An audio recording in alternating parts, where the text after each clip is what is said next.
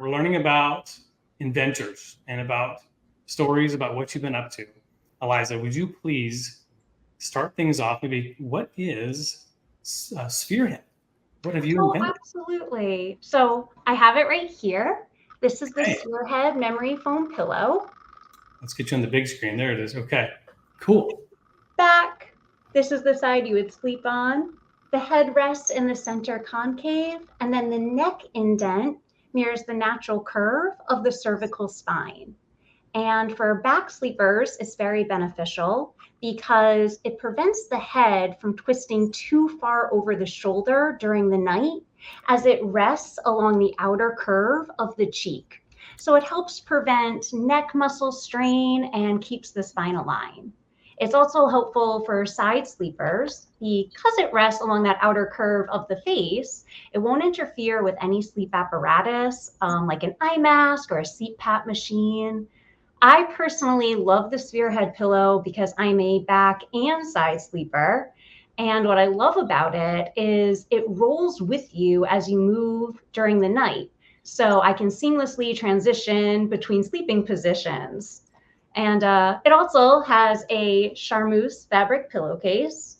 So it Charmeuse. keeps the hair shiny and helps prevent breakage, and it's beneficial for all hair types. GD, isn't she great? I mean, listen to that pitch. I think that's the best pitch we've got. So very smooth. Yeah, I love it. So Matt, you're working with her on the trademark side. Yep. Spherehead. And her trademark was actually just published last month. Congrats, that's huge. Good.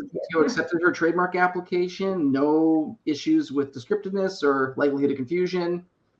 We're set to register. So it's published, right? So not yet registered. We're potentially hoping no one else opposes it. But this is correct. The publication period is the time period for those listening at home who third parties can, whether the trademark owners or unregistered trademark owners, can oppose a trademark application. Yeah. And basically kickstarts a little bit of a agency level litigation. Got it. Cool. Yeah. Alizah, so tell us kind of where you are at with the product. What have you decided to do in terms of going to market? Well, I just recently came onto market after about 5 years of going down this journey. Okay. And I am currently on Amazon. I do have a landing page as well that I'm in the process of turning it into its own e-commerce page. Okay. But looking right now to partner with chiropractors, other healthcare professionals whose clientele could benefit from the Spherehead pillow. All right. So I was going to show this off. So this is on your Amazon page, but you've got the product for sale here, and you're saying it works well with CPAP, and it's been listed here for how long did you say on Amazon? Very recently, about a month. A month, okay. Very cool. Now, Alizah, did you go through the brand registry process yet with Amazon? Yes, I did. Great. Awesome. So for those listening at home, if you have a product you want to sell on Amazon and you want to participate in Amazon's brand registry, which allows you to seek remediation for infringement, also have access to A+ pages, which are the fancy landing pages for products, you have to have a trademark application or registration here in the United States if you're on US Amazon. So it sounds like Alizah's already gone through that process, which is wonderful. Yes, and it was very simple, and you actually helped me with that a little bit as well. Because I had to, you were my trademark attorney, so okay. I figured I probably was I figured I probably sent you the code, right? But we do that every day for clients, so it's not uncommon. Very good. Well, good. So for a couple months, give us a thumbs up. Hard to tell, not so good. What's the report in terms of sales on Amazon? Things are going well so far. It's a slow start. I think a brand new startup business. This is actually my first sort of media outlet. The press release was last week, so I am hoping for more outreach soon. Yeah. But right now, it's really just getting it off the ground, getting the word out there. And like I said, it's really trying to partner with professionals who can recommend it to clients. That's kind of my strategy right now. It seems to be working, and I think it's the best way to go. Right. Yeah, no, I think you're right. I mean, if you're selling products today online, you have to be on Amazon. It's just, it's not the most profitable place to sell a product, obviously, but from an advertising standpoint, that's where you're going to get all the eyeballs. Absolutely. So we have clients that ask me this a lot is like, hey, as soon as I go to market, I just pop it on Amazon. Aren't I going to get a bunch of infringers and people ripping me off? Have you seen any of that? No, I have not, but I've only been on for a short amount of time. So hopefully Knock that's on not what my wood. future holds, but not yet. That's great. It's really good. I think especially given, you've got the brand registry page that probably helps. And, we're not really tooting Amazon horror, but there's similar sites, we'll call it Walmart, anywhere, e-commerce sites.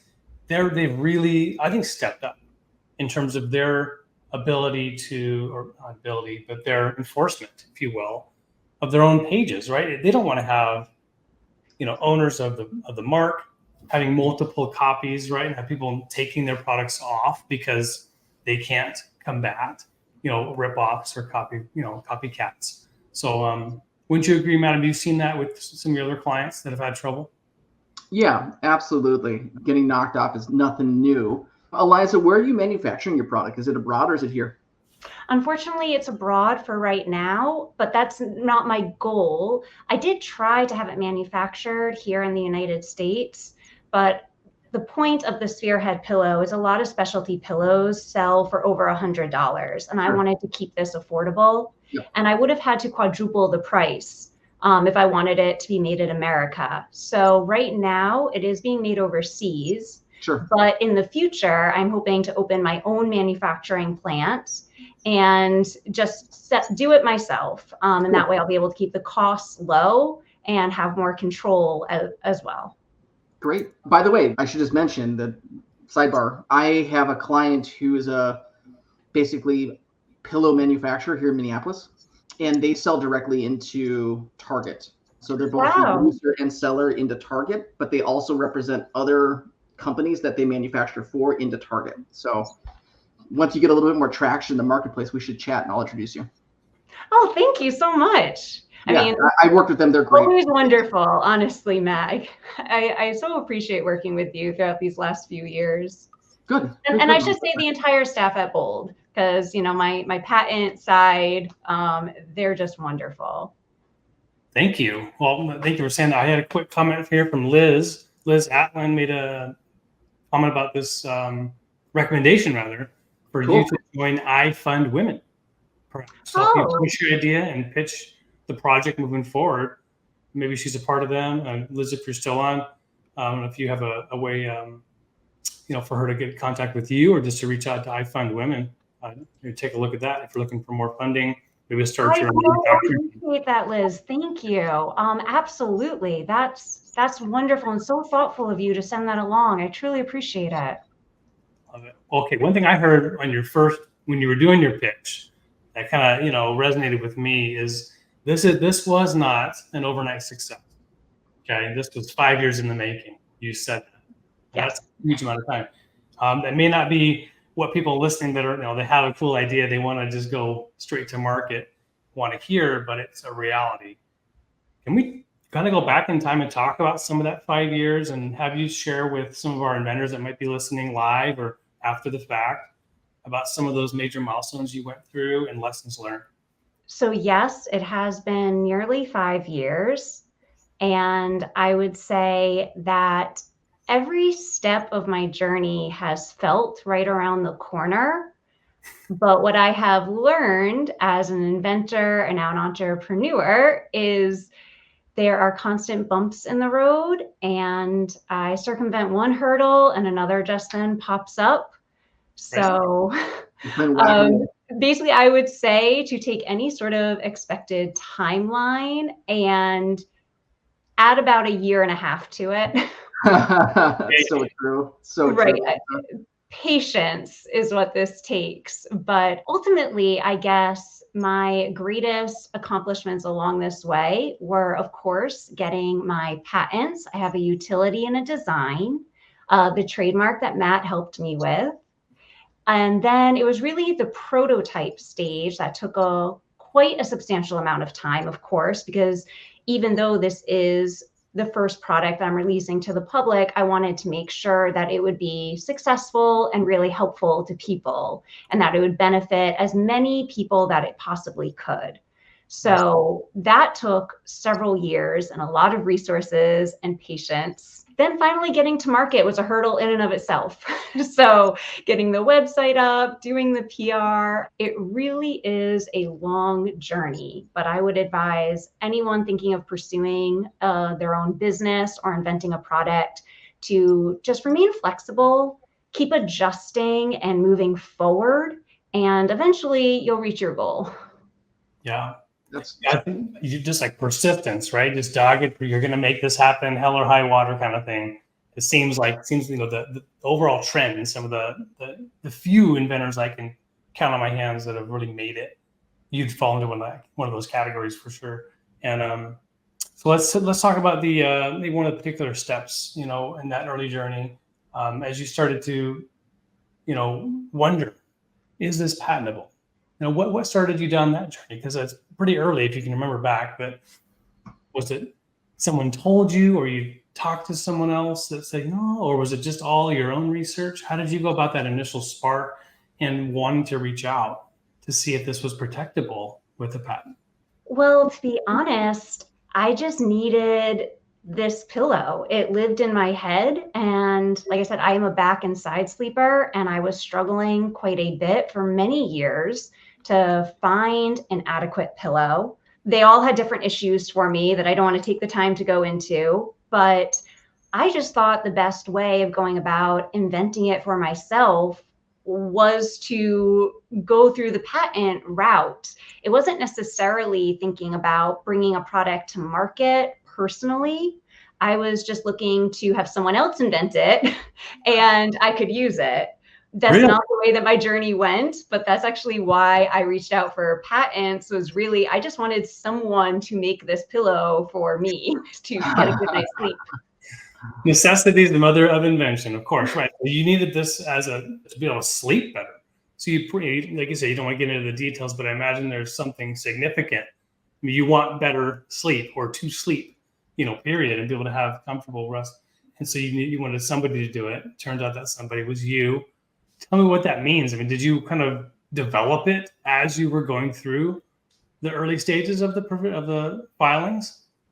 Yes, I did. So I sketched it out and called the Bold Patent Law Firm and sent them these little drawings that I had done of what was in my head. And we started the journey. And then simultaneously, I was contacting engineers to create a CAD file, which is the first step to have any sort of prototype created. They have to make a 3D model of it, so to speak. And that was really the beginning of this journey for me. And then it was just prototyping and testing. I will be honest, the first Spherehead pillow was specifically for me. The shape of my head is all about spine alignment as well. So it was exactly the measurement I needed for off of my mattress to keep my spine aligned. It was not a one size fits all like the product is now. It went through many different sizes and foams, but absolutely, that was the beginning of the journey.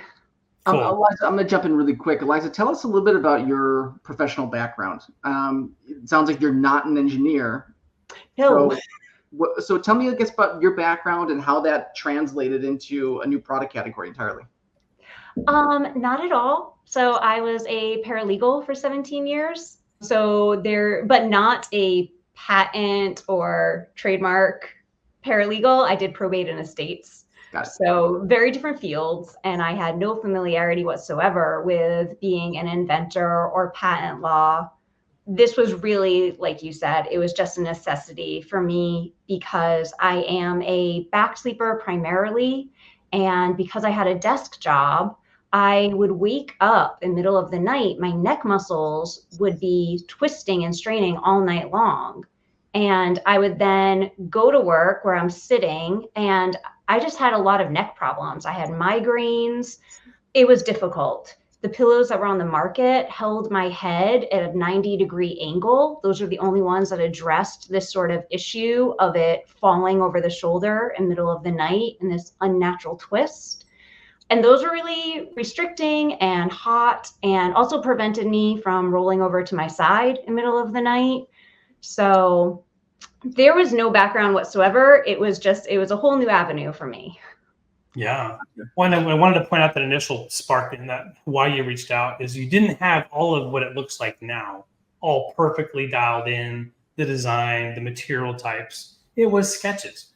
And so that I want to make that point that anyone out there that feels like, oh, I'm not ready, there's no way this is something I could talk seriously with an attorney about, you might be wrong. And so it's worth your 15 minutes to give us a call and see if now, even with your sketches or ideas, even if it's something that merits pursuing, and we'll help you get started, and to see if it's something that, once we do a search and confirm that really there may be some novelty and this is something that's got legs, you can develop it as you go.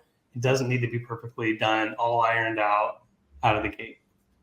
I do agree. And I just want to interject that contacting Bold was the first step in this process. And I am so grateful because really this team has helped me along the way, every step of the way. And I am so grateful that I made that decision to reach out to the Bold firm. And thank you, JD, for hiring such a wonderful staff. I mean, down to the ladies in the office, little shout out to Megan. I mean, they're all just so incredible. Boss lady. And they've really helped me on my journey. Yes, she is boss lady now, by the way. And let's call out another woman, Huda Algera. Oh, yes, absolutely. Hey, Huda, Megan Harris, and a guy, Nat Colseth. I haven't heard of him, but yeah, apparently. By the way, for those listening, this is a paid advertisement.